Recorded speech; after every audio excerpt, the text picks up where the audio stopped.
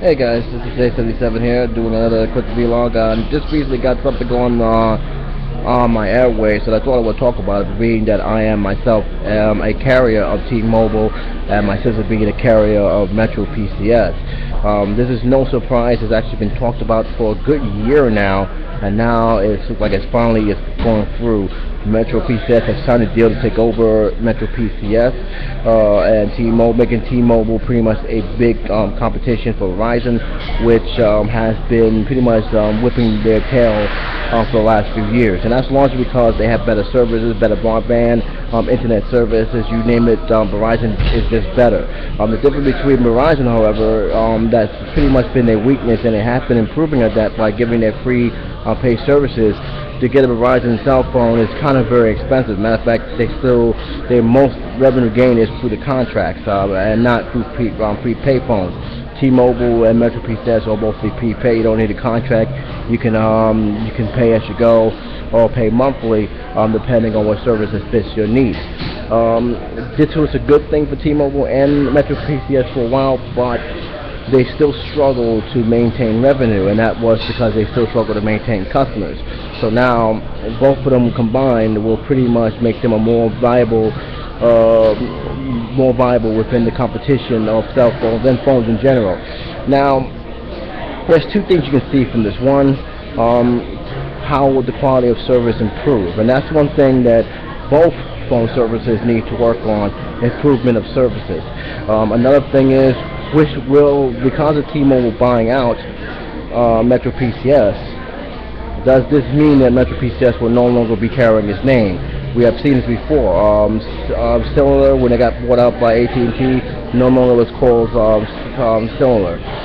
We've seen that with other phone companies like Nokia. There were other phone companies that just basically got absorbed to the point where it was just one big company, and other people who was working under that old company either lost their jobs or was managed to make the adjustment towards the new policies and new rules that these companies have. So a lot of stuff can happen. There's no ink that Metro PCS will still be in existence. My only guess is they'll probably keep it as a separate division, the same way as other phone companies does.